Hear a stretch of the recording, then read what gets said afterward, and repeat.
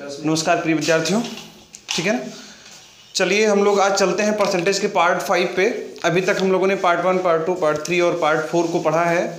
उसमें कुछ basic knowledge, कुछ कॉन्सेप्ट्स और कुछ क्वेश्चंस को हमने किया है। उसी कॉन्सेप्ट और उसी नॉलेज, उसी चीज़ों पे वेस्ट आगे भी क्वेश्चंस हम करेंगे।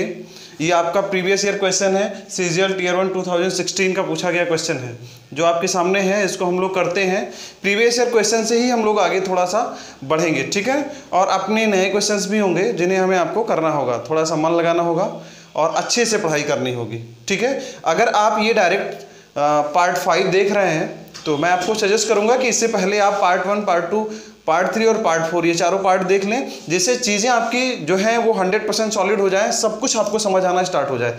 नहीं तो कुछ ऐसी भी चीज़ें हैं जो पार्ट 1 पे डिपेंड है या पार्ट 2 पे डिपेंड है, पार्ट 3 पे डिपेंड है, वहाँ से ले ली जाती हैं तो आपको समझ आने में थोड़ी सी प्रॉब्लम हो सकती है, ठीक है ना। चलिए आगे बढ़ते हैं, हम लोग क्वेश्चन को हल करते हैं। ये क्वेश्चन आपका कह रहा है, इसको हम पढ़ देते हैं एक बार कि एक स्कूल में 1400 छात्र हैं जिसमें से 25% छात्र चश्मा लगाते हैं, जैसे हम लगा रहे हैं, आप भी लगाए होंगे। और चश्मा लगाने वालों में से 2/7 भाग बॉयज़ हैं। कौन है? बॉयज़ हैं। 2/7 भाग ये लड़के हैं, ठीक है। चश्मा लगाने वाली लड़कियों की संख्या कितनी होगी? तो ये तो स्वाभाविक बात है ना कि अगर 1400 बच्चे हैं तो ये टोटल छात्र दिए गए, तो टोटल छात्र में बॉयज़ भी होंगे और गर्ल्स भी होंगे। इसमें 25% लोग लगाते हैं चश्मा, 25% छात्र चश्मा लगा रहे हैं। जो चश्मा लगा रहे हैं उसमें से 2/7 भाग क्या कर रहे हैं? वो लड़के हैं। तो जो शेष बचेंगे वो कौन होंगी? लड़कियां होंगी। आप जरा समझने की कोशिश करिए। हमने आपको बताया था कि 2/7 अगर कुल चश्मा लगाने वालों की संख्या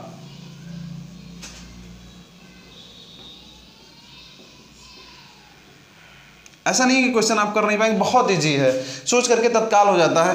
कुल चश्मा लगाने वालों की संख्या 7 होगी तो उसमें से 2 कौन हैं? लड़के हैं। बात क्लियर है? तो 7 में से 2 लड़के हैं तो लड़कियां कितनी होंगी? आप लोग खुद समझ गए होंगे। लड़कियां कितनी होंगी? 5 होंगी। बात क्लियर है? लड़कियां कितनी होंगी?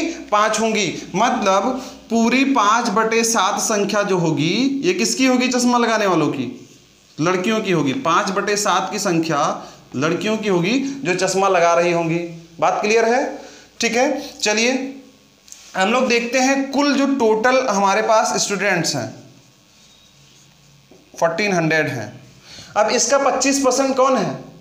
ऑप्टिकल्स यूजर्स हैं, ठीक है। ऑप्टिकल्स यूजर्स हमारे पास कितने हैं? 25%। तो 1400 का 25% मतलब 1/4, ये तो होता ना। 25% का मतलब होता है 1/4, 25/100। 4 से काटोगे कितना आएगा? ये आएगा मतलब 2 से काटोगे 700, ये 350 आ जाएगा। मतलब टोटल चश्मा लगाने वालों की संख्या कितनी है?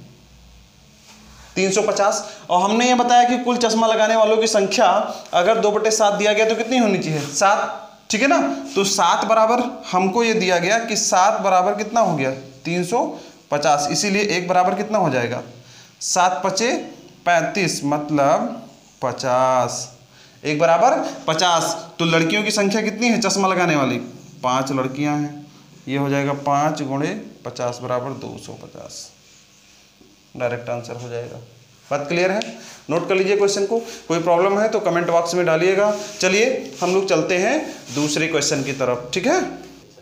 चलिए अगले क्वेश्चन पे हम चलते हैं। क्वेश्चन नंबर 2 जो है आज की क्लास का, ये क्वेश्चन भी आपका प्रीवियस ईयर है। 2015 में सीजीएल के एग्ज़ाम में टीयर 2 मतलब मेंस में पूछा गया था। मेंस का क्वेश्चन है। क्वेश्चन बहुत प्यारा है। केवल लैंग्वेज की झाम दी गई है जिसमें आप फंस सकते हो और क्वेश्चन को गलत कर सकते हो, ठीक है ना। इसके ऑप्शंस मैं आपको दे देता हूँ। पहला ऑप्शन लिख लीजिए 60,000, सेकंड ऑप्शन लिख लीजिए 65,000 और थर्ड ऑप्शन लिख लीजिए आप 64,000 और फोर्थ लिख लीजिए जो सदा के लिए आपको मैं देता हूँ नॉन ऑफ दीज, इनमें से कोई नहीं। कौन सा सही होगा ये आपके ऊपर है। इसको हल करिए, थोड़ा दिल लगा के करना है क्वेश्चन को, ठीक है ना। देखिए मैं आपको बताता हूँ, क्वेश्चन जैसे कह रहा है उसी के अकॉर्डिंग चलना है। ए के वार्षिक वेतन का 25% बी के वार्षिक वेतन के 80% के बराबर है। बी का मासिक वेतन सी के मासिक वेतन का 40% है। तो सी का वार्षिक वेतन 6 लाख है, ए का मासिक वेतन कितना होगा? ए का मासिक वेतन पूछा गया है, ठीक है।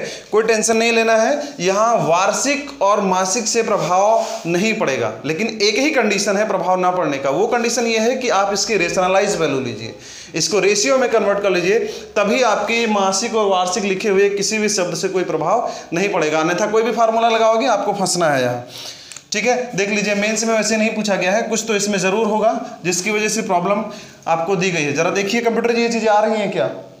चलिए ए के हमने पिछली क्लास में बताया था कि के का मतलब होता है गुणा वार्षिक वेतन का 25%, मतलब ए के वेतन का 25% जो एक साल में पाता है वो बी के एक साल के वेतन के 80% के बराबर है। बी के वार्षिक वेतन के 80% के बराबर है। हमने वही कहा ना, ए का 25% बराबर बी का 80% वार्षिक वेतन बोला, ठीक है। अब अगर इसमें कुछ बच्चे ये भी कहते हैं कि सर वार्षिक बोला तो वार्षिक में क्या होना चाहिए, 12 से गुणा कर लीजिए, ठीक है ना। तो ये 12 से गुणा हुआ तो b गुणे 80% ये भी 12 से गुणा होगा। कोई फर्क पड़ रहा है क्या, क्योंकि 12 से 12 कैंसिल आउट हो जाएगा। अब हम रेशियो की तरफ बढ़ रहे हैं, तो ये बाई बी जब हम ले लेंगे तो आप जरा देखिए इस परसेंटेज से ये परसेंटेज कैंसिल हो गया, ये मिल जाएगा 80/25, जिसको मैं क्या बोलूंगा 16 पंचे 80 और 55 25, मतलब a अनुपात b हो जाएगा 16:5। बात क्लियर हो गई। ये अनुपात b बराबर क्या हो जाएगा 16:5। अब हम देखते हैं, बोला गया b का मासिक वेतन, अभी तक वार्षिक बोला गया था, मासिक बोला गया, b का मासिक वेतन c के मासिक वेतन का 40% है। यहां वार्षिक था, हमने 12 से गुणा किया था, कोई फर्क नहीं पड़ा। अब b का मासिक वेतन, तो मासिक वेतन का मतलब हुआ कि b का पूरा वेतन, बी का पूरा वेतन, यही तो ना, बी का मासिक वेतन मतलब बी के पूरे एक महीने का वेतन सी के एक महीने के वेतन के 40% के बराबर है। तो जब हम बी का पूरा वेतन लेंगे तो कितने परसेंट लेंगे, 100%। यहीं पे गलती होती है, ठीक है ना, यहीं पे गलती होती है, इसीलिए क्वेश्चन आपको दिया भी गया होगा और सी के 40% के बराबर है, क्योंकि इसका परसेंटेज मान नहीं दिया गया, इसका संपूर्ण मान लेना था आपको, ठीक अंडरस्टूड था ये। तो 0 से 0 कैंसिल, परसेंटेज से परसेंटेज कैंसिल, 2 दूनी 4 और 5 दूनी 10। आप कह सकते हो कि B/C बराबर 2/5, मतलब B अनुपात C बराबर हो गया, B अनुपात C हो गया 2:5। बात क्लियर है, समझ आ रही होंगी। अब देखिए मैं इस क्वेश्चन को डायरेक्ट लगाता हूं आपको, ठीक है ना, आंसर देता हूं, आप इसको लगाओगे तो रेशियो वैल्यू निकालने के लिए परसेंटेज में मैं आपको कॉन्सेप्ट बता देता हूं। जब रेशियो पढ़ाऊंगा तब ये चीजें बहुत आसान हो जाएंगी, लेकिन आज के लिए मैं आपको कॉन्सेप्ट देता हूं कैसे रेशियो निकालना होगा। 16:5 लिखा हुआ है, ए का मान कितना है 16, बी का मान कितना है 5, बी का मान 2 है और सी का मान 5 है। जो मैं लिखने जा रहा हूं इस तरीके में जो चीजें दोनों में कॉमन है वो मिडिल में होनी चाहिए। सदैव सादा के लिए जो दोनों में कॉमन हो कहाँ होनी चाहिए, मिडिल में, मतलब b कॉमन है यहाँ भी तो मिडिल में होना चाहिए, b मिडिल में है। a अनुपात b अनुपात c, तो हमने a अनुपात b देखा तो हो गया 16:5 और b अनुपात c देखा तो ये हो गया 2:5। बात क्लियर है। अब आपको कुछ गुणा उड़ा नहीं करना है जो आप अपने तरीके से करते थे, इसी 5 को यहाँ तक बढ़ा देंगे और इसी 2 को यहाँ तक बढ़ा देंगे, इसकी संख्या को यहाँ तक, इसकी लास्ट संख्या को लास्ट तक बढ़ा देंगे और गुणा करके लिख देंगे। आपका मान हो जाएगा 16 दूना 32, 5 दूनी 10 और 5 25। आप जरा देखिए ये जो वेतन आया इसको मासिक कहिए वार्षिक कहिए, सारे अनुपात बराबर होंगे, कारण क्योंकि 12 से इसको गुणा करो, 12 से इसको गुणा करो, 12 से इसको गुणा करो, 12 हर जगह कॉमन होने की वजह से रेशियो मान में आने की वजह से कैंसिल आउट हो जाएगा, कोई फर्क नहीं पड़ेगा। इसीलिए और ये बोला गया कि सी का वार्षिक वेतन 6 लाख रुपए है, सी का वार्षिक वेतन 6 लाख रुपए है, तो सी का मान यहाँ हमने कितना में निकाला 25 बराबर हो जाएगा आपका 6 लाख। कितने जीरो होते हैं देखें जरा, इकाई दहाई सैकड़ा हजार 10,000 लाख, ठीक है ना। तो 1 बराबर हो जाएगा 6 लाख बटे 25, 25 से काटोगे आएगा 24,000, 1 बराबर आ गया 24,000। बात क्लियर है, 1 बराबर कितना आया 24,000। चूंकि आपने इस अनुपात को वार्षिक अनुपात मान लिया, अब देखो यहां भी थोड़ी सी पॉइंट फंस रही है आपको, क्वेश्चन मेंस का था इसलिए थोड़ा सा क्रिटिकल होगा। यहां पे आपने इसको वार्षिक माना, कारण क्योंकि जो ये मान दिया गया सी का ये वार्षिक था, तो हमने 1 का मान अगर वार्षिक रखा तो ये पूरा मान मेरा वार्षिक अपने आप हो जाएगा। हो गया ना। तो वार्षिक होने की वजह से बी एक वर्ष में 32 यूनिट कमाता है, जबकि सी एक वर्ष में 25 यूनिट कमाता था। तो अब सॉरी किसका पूछ रहा है, ए, हाँ ए एक वर्ष में 32 यूनिट कमाता है और पूछा गया ए का मासिक वेतन, और यहाँ पे क्या है, ये वार्षिक है। तो वार्षिक से मासिक निकालने के लिए हमको 12 से भाग करना होगा।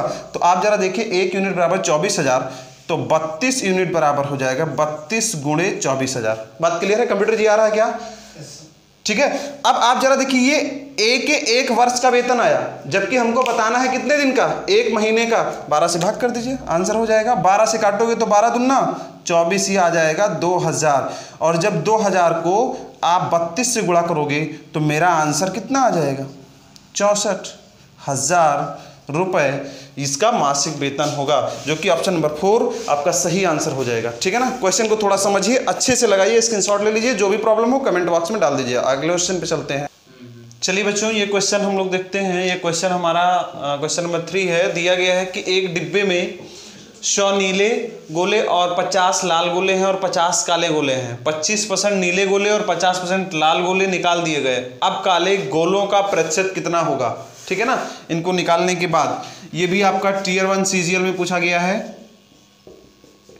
2016 में, और 14 में भी पूछा गया है। ठीक है ना। चलिए इसको हल करते हैं, देखते हैं हम लोग। क्वेश्चन का सलूशन जो है वो देखते हैं।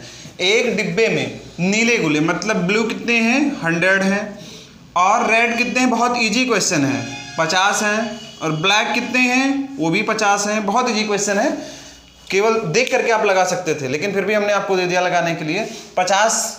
अब इसमें से बोला गया है कि 25% नीले गोले, 25% नीले गोले निकाल दिए जाते हैं। तो मतलब टोटल 100 है, 100 में से 25% मतलब 25 गोले निकाल दिए गए। कितने बचेंगे, 75 बचेंगे।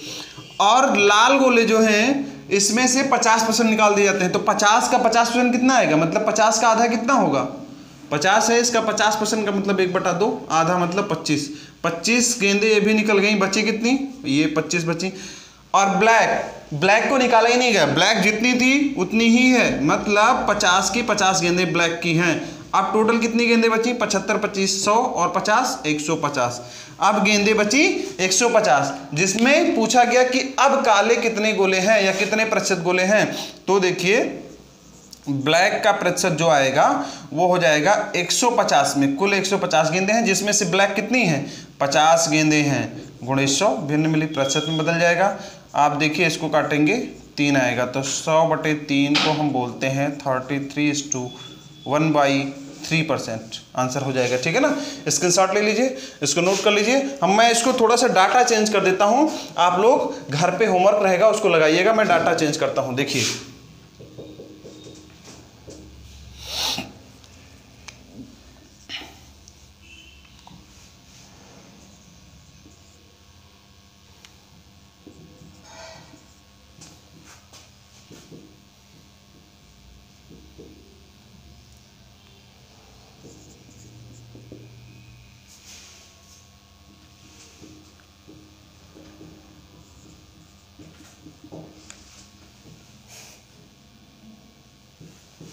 नहीं 25% नहीं आएगा, इसका 40%। ठीक है। अब बताना है, ऑप्शंस आपके बदल जाएंगे, अपने अकॉर्डिंग रख लीजिएगा। ठीक है। जो भी आंसर आएगा आप बताइएगा, सेम वही क्वेश्चन है, होमवर्क है। चलिए अगले क्वेश्चन पे चलते हैं। चलिए अब हम लोग इस क्वेश्चन पे चलते हैं। आज की क्लास का ये सबसे बेहतर और लास्ट क्वेश्चन होगा। क्वेश्चन नंबर हमको तो पता नहीं है, 4 हमने लिख दिया है, लेकिन ये बहुत ही अच्छा क्वेश्चन है। ठीक है ना। इससे परसेंटेज की निचोड़ मिलती है, आपको थोड़ा सा माइंड लगाना पड़ेगा, थोड़ी सी मेहनत करनी पड़ेगी। बने रहिए, लास्ट क्वेश्चन होगा, इसके बाद आप फ्री हो जाएंगे, लेकिन थोड़ा सा इसमें मन लगाइए, इसको लगाने की कोशिश करिए क्वेश्चन को। ठीक है। यहाँ पे होता क्या है, जैसे एक चीज़ मैं बताता हूँ, आप जरा समझिए। इसमें एक कॉन्सेप्ट लगता है आपका, वो कॉन्सेप्ट क्या होता है कि जैसे अगर आपने 10% लाभ पे कोई वस्तु बेची तो 1/10 होता है, 10 से वस्तु 11 में बिकती है, और आपने जिसको बेचा उसने उस वस्तु को 9 से 1/11% लाभ पर बेच दिया, मतलब 1/11। 1/11 अगर उस वस्तु की 11 रुपये कीमत थी तो 1 रुपया बढ़ाकर उसने 12 रुपये में बेच दिया।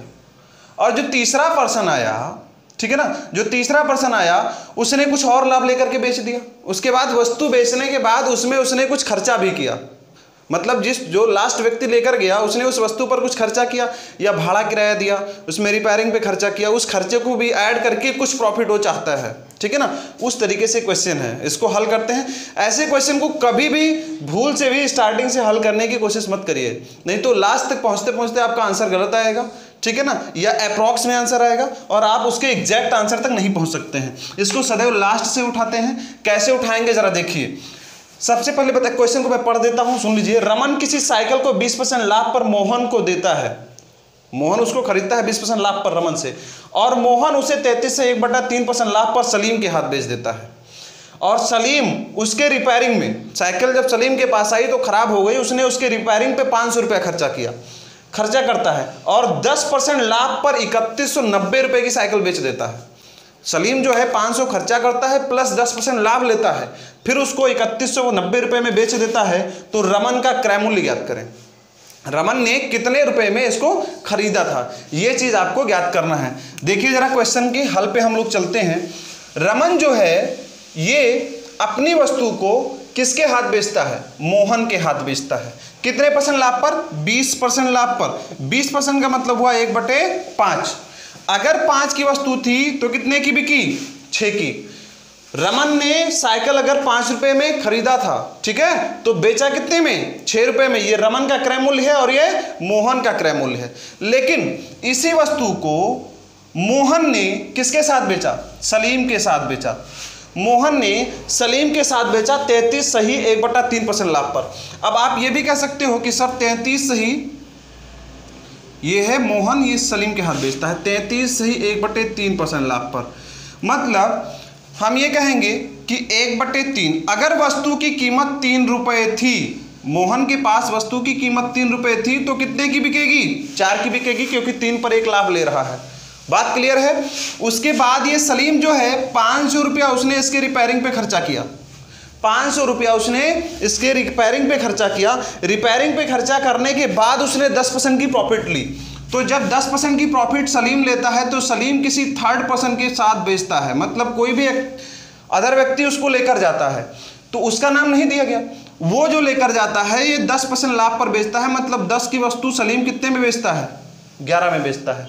10 की वस्तु सलीम कितने में बेचता है? 11 में बेचता है। बात क्लियर है? अब आप जरा सोचिए, सलीम ने बेचा, अदर व्यक्ति लेकर गया कितने में? 11 में। जबकि यहां सलीम ने बेचा तो अदर व्यक्ति कितने में लिया? 3199 रुपए में। अब 3190 में लिया, यहां उसने 11 में दिया, तो 11 बराबर हम कह सकते हैं 3190। कोई प्रॉब्लम है? मेरे हिसाब किताब से तो नहीं होनी चाहिए। तो 1 बराबर हो जाएगा 3190/11। 11 से काटोगे 11 दूना 22 और 11 9 99। 11 9 11 दूना 22, 11 9 99, मतलब आएगा 1 बराबर 290। 1 बराबर कितना आया? 290। तो 10 बराबर कितना हो जाएगा? 2900। थोड़ी सी समझदारी बरतनी होगी। 290 × 10 बराबर 2900। मतलब सलीम जो है उसने इस वस्तु को जब 10% 500 रुपये की लागत लगाई, उसके बाद ये वस्तु इसकी कितने की हो गई थी? 2900 रुपये की हो गई थी। हो गई थी कि नहीं हो गई थी? 500 रुपये रिपेयरिंग पे खर्चा किया तो इसकी वस्तु 2900 की हो गई। फिर 10% लाभ लिया तो 3190 में बेचा था। अब इस 2900 में जब मैं 500 इसके रिपेयरिंग का रुपया निकाल दूंगा जो रिपेयरिंग वाला लगाया था, तो वस्तु कितने की हो जाएगी? 2400 की होगी कि नहीं होगी? मतलब सलीम ने मोहन के हाथ से 2400 रुपये में साइकिल खरीदी थी, फिर 500 रुपया रिपेयरिंग पे लगाया, 2900 की हो गई थी, फिर 10% का लाभ लेके 3190 में बेचा था। अब इसी स्टेप को लेकर के आएंगे हम इसके साथ। तो 4 बराबर 2400, तो 1 बराबर कितना हो जाएगा? 600। 1 बराबर 600। अगर 4 यहाँ पे 4 रुपये में खरीदा, 4 यूनिट में सलीम ने खरीदा था, तो 2400 में खरीदा था, तो 4 यूनिट बराबर 2400, तो 1 यूनिट बराबर 600। 1 यूनिट बराबर 600, तो 3 यूनिट बराबर कितना हो जाएगा? 1800। अंडरस्टूड है? 1 यूनिट बराबर 600, तो 3 यूनिट बराबर 6 × 3 1800। अब मोहन ने इस वस्तु को 1800 में बेचा है। मोहन ने इस साइकिल को कितने बेचा है? 1800 में। जबकि मोहन ने इसको खरीदा कितने में था? 6 में। ठीक है ना। 33 सही 1/3% स्नेह पे, मतलब मोहन ने इस वस्तु को खरीदा कितने में है, 1800 में। और यहाँ पे मोहन को मिली कितने में थी, 6 में मिली थी ना। रमन ने लाभ लेके बेचा था, यहाँ पे इसने 6 में खरीदा था, यहाँ पे 3 बराबर 1800, तो 6 बराबर क्या हो जाएगा, 1800 हो जाएगा। 6 बराबर हो गया 1800, इसीलिए 1 बराबर कितना हो जाएगा, 300 होगा कि नहीं होगा, 1 बराबर 300। मतलब 5 की वस्तु 6 में मोहन ने खरीदी और 6 में खरीदने की वजह से उसको कीमत कितना देना पड़ा, 1800, इसीलिए 6 बराबर 1800, तो 1 बराबर 300। अब जरा बताइए कि रमन ने इसको कितने में खरीदा था, 5 में, तो 6 बराबर 1800, तो 1 बराबर 300, 5 बराबर हो जाएगा 5 गुणे 300 बराबर 1500। यही नहीं, पूरे दिमाग की एक्सरसाइज हो जाती है ऐसे प्रश्नों में, ठीक है। ऐसे प्रश्नों को सदैव पूरी तरीके से समझने की कोशिश करिए, 1 बाय 1 डाटा को मिलाइए, उसके बाद हल करिए, ठीक है। मेंस में क्वेश्चन परसेंटेज से ऐसे ही पूछे जाते हैं। अब बताइए, अगर ऐसा क्वेश्चन आप करते हैं तो छोटे मोटे और 1-2 डाटा के क्वेश्चन आपको दिए जाते हैं तो आप आसानी से कर सकते हो। इसी तरीके से डाटा बनाइए, क्वेश्चन को करने की कोशिश करिएगा, ठीक है। स्क्रीनशॉट लीजिएगा। हम लोग अगले पार्ट में मिलते हैं। आज के लिए इतना काफ़ी है। धन्यवाद।